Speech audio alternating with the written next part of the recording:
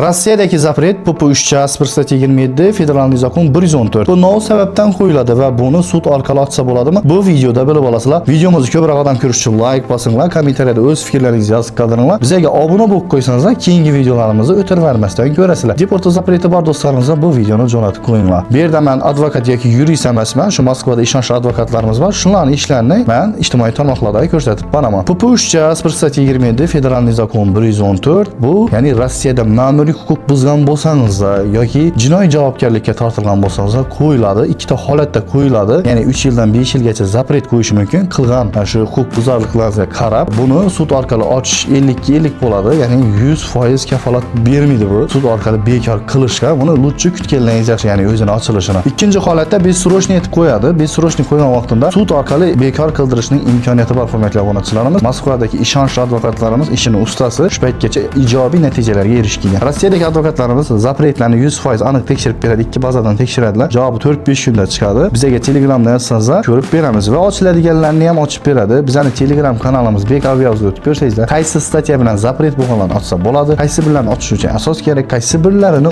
umuman ochib bo'lmaydi. Bilma-bir advokatlarimiz tushuntirib yozib qo'ydi. Sog' bo'ling, omon bo'linglar. Hali ko'p ma'lumotlar oldinda.